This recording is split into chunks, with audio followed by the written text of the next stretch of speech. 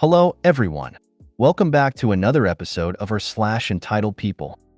In today's episode, spouse's entitled friend insists on staying with us and being chauffeured around everywhere. Update: spouse's entitled friend insists on staying with us and being chauffeured around everywhere. Women park so close to our car that my husband can't get out, then gets pissed off when he gestures that he can't get out. Before we get started, make sure to subscribe so you will never miss a video. So let's get started. Spouse's entitled friend insists on staying with us and being chauffeured around everywhere. Phew boy, I had no idea people could be this unaware. My spouse's childhood friend announced a year ago that they were coming to our country and intended to stay with us. We tentatively said okay. Recently, we found out that my mother requires a significant medical procedure, will be hospitalized for a few days to a week and recovering with us after.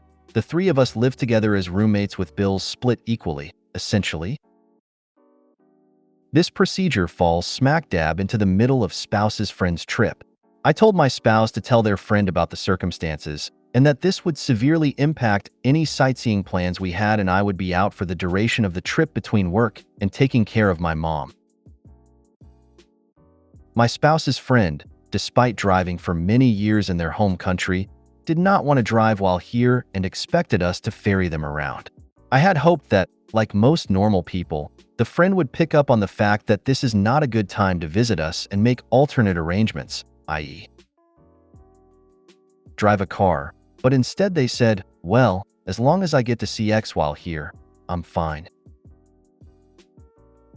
I should probably explain that my spouse is a very new driver and just got their license a month ago and has little experience driving freeways. They were / still are terrified of these. I do most of the driving as a result while they are getting comfortable. Said friend arrived on Monday, and since then, expected to be picked up from the airport, a 2-hour drive each way, and spouse, the new driver, had to drive in horrific traffic to get them. I was busy with appointments for my mom and work. Did not offer gas money to my spouse for driving all that way to get them. Expects to be driven to sightsee each day. Again, never offers gas money or pays for anything. When in our house, has the TV up loud in the one room I enjoy hanging out in, outside of our bedroom. Doesn't pick up after themselves. Has not offered to pay for a single meal. Does not even pay for their own meals or drinks, save for one meal. So now we're paying to feed another adult. Should also mention that this friend has money, so it is not even a case of not having money.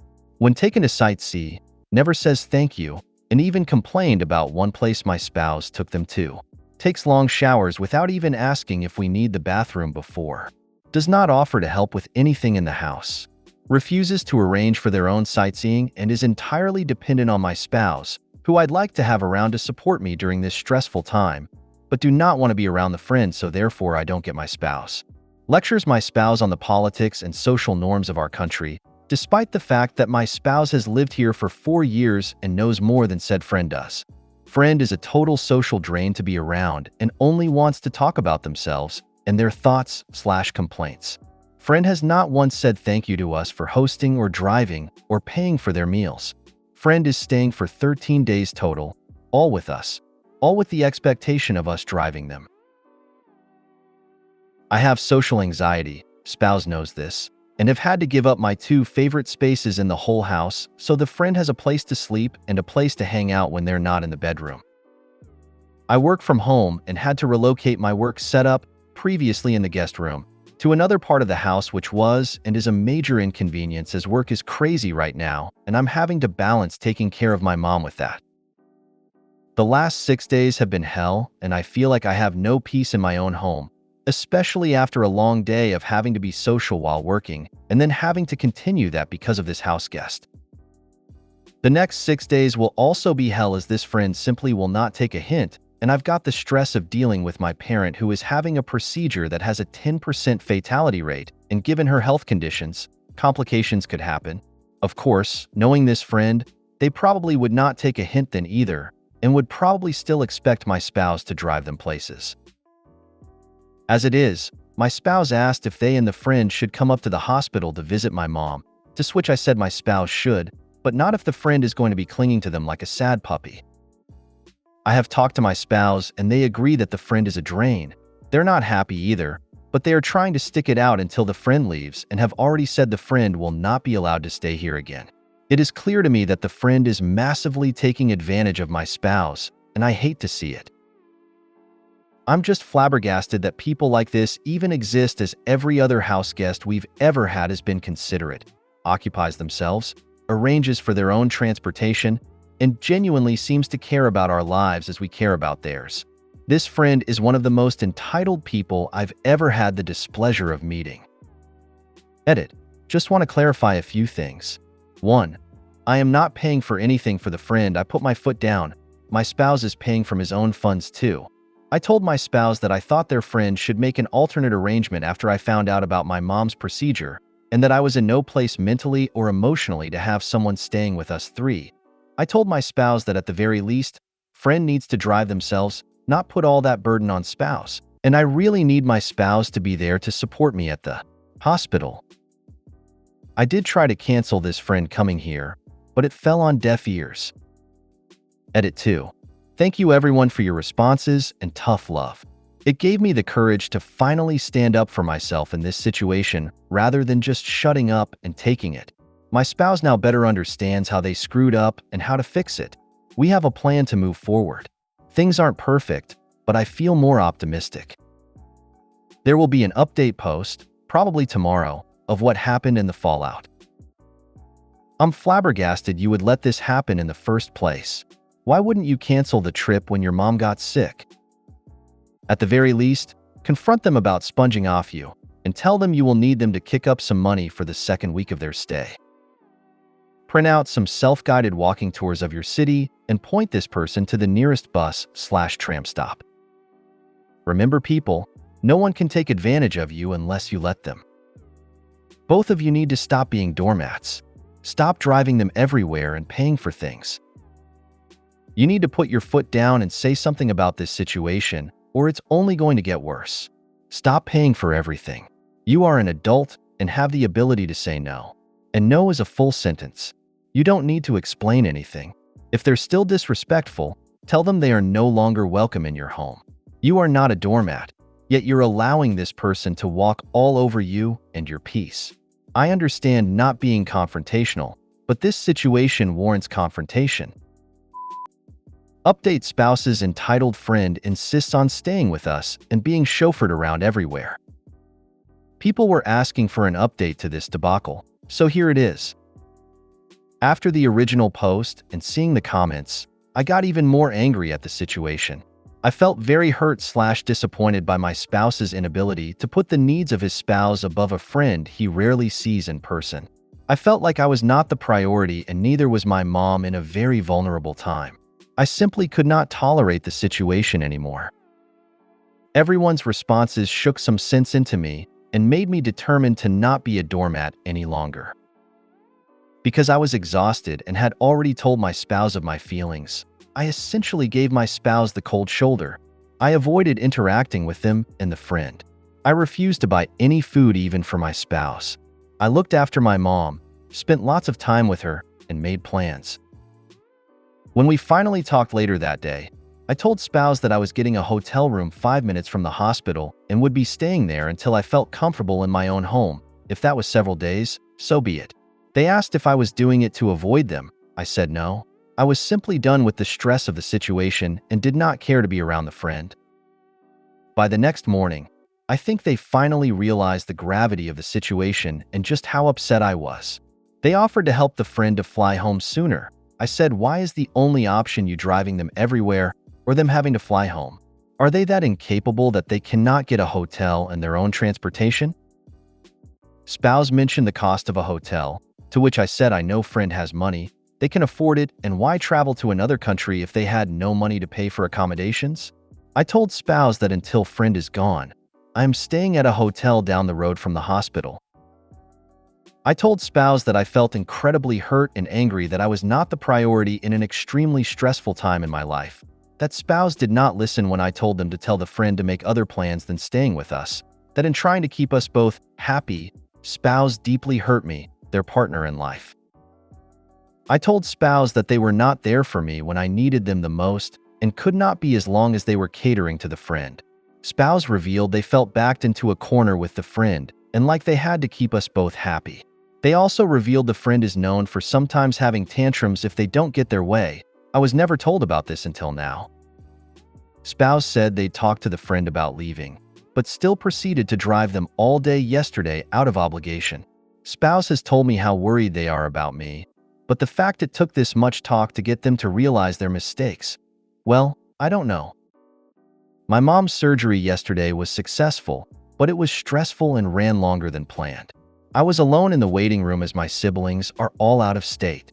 It was hard, but I am relieved my mom is recovering well. And yes, I spent the night in a hotel as promised as I was just drained after the long day. Spouse talked to their friend today and broke the news that they could not continue to drive the friend and that they needed to either fly back sooner or get accommodations elsewhere. My spouse is currently driving the entitled friend to their hotel in another city and is helping them get adjusted by essentially hand-holding them on transportation options. Spouse is still far too kind for their own good.